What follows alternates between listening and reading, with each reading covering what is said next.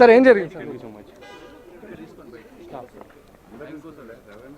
Madam has rejected the remand report. That's it. ఏం జరిగింది అంటే ఏం చెప్పారు సార్? లోపల మనం ఉదయం చూసాం, నిన్న రాత్రి నుంచి అక్రమంగా అరెస్ట్ చేయడం. That my senior advocate will tell.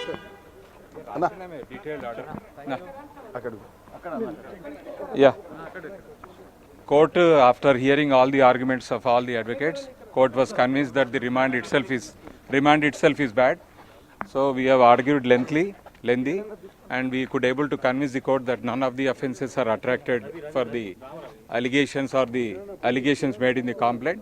The court finally rejected the remand and directed them to surrender their passport tomorrow and with 2 sureties, 20,000 each. ముందుగా పెట్టినటువంటి సెక్షన్లు కాకుండా మళ్ళీ అదనంగా కొన్ని జోడించారు. సిపి వచ్చిన తర్వాత కూడా మళ్ళీ ఈరోజు ఎవరైతే దొంతు రమేష్ గారు అదర్ విలేకరులు ఎవరైతే ఉన్నారో ప్లస్ సుధీర్ గారిని ఇద్దరిని కోర్టు ముందు ప్రొడ్యూస్ చేయడం జరిగింది.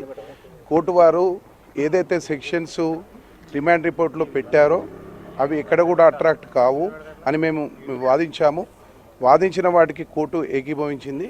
ఏవైతే సెక్షన్స్ ఉన్నాయో అన్ని సెక్షన్స్ బిలో 7 years సంబంధించిన వరకు ఉన్నాయి. అందులో మేము కోర్టుకు చెప్పడం జరిగింది, ఎక్కడ కూడా విక్టిమ్ ఎవరైతే అంటున్నారో ఎక్కడ కూడా పేరు చెప్పడం కానీ అదేవిధంగా వారి యొక్క స్టేట్మెంట్ రికార్డ్ చేయడం కూడా జరగలేదని కూడా మేము చెప్పడం జరిగింది.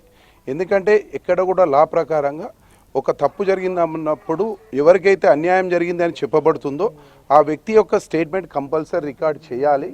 ఇందులో మేము చేయలేకపోయినాము, తను ముందుకు రాలేదు అనే విషయాన్ని ప్రాసిక్యూషన్ వారు చెప్పడం జరిగింది. అలాంటప్పుడు ఒక విక్టిమ్ బయటకు రానప్పుడు ఎట్టి పరిస్థితుల్లో ఇలాంటి కేసులు అట్రాక్ట్ కావు అని మేము చెప్పడం జరిగింది.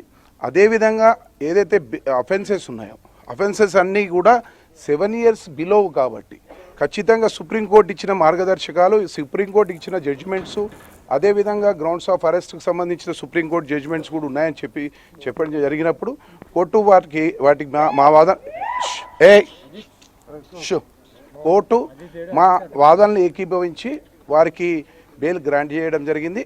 20,000 2 షూరిటీలు పెట్టమని చెప్పడం జరిగింది. రేపు కోర్టు హాలిడే ఉంది కాబట్టి ఎల్లుండి వరకు టైం అండర్టేకింగ్ ఇచ్చాము. అదేవిధంగా వారి యొక్క 2 పాస్పోర్ట్ సరెండర్ చేయమని చెప్పడం జరిగింది. ఆల్రెడీ ఒకరి పాస్పోర్ట్ పోలీస్ వాళ్ళు సీజ్ చేశారు. మిగతా ఎవరైతే సుధీర్ది ఉందో రేపు ఖచ్చితంగా ప్రొడ్యూస్ చేస్తామని అండర్టేకింగ్ ఇవ్వడం జరిగింది. అదేవిధంగా వారి యొక్క పర్సనల్ బాండ్స్ అవన్నీ రేపిస్తాం. కోర్టు పర్మిషన్ లేకుండా, వితౌట్ పర్మిషన్ లేకుండా వాళ్ళు ఎక్కడ బయటకు వెళ్ళొద్దని కూడా కండిషన్ పెట్టడం జరిగింది.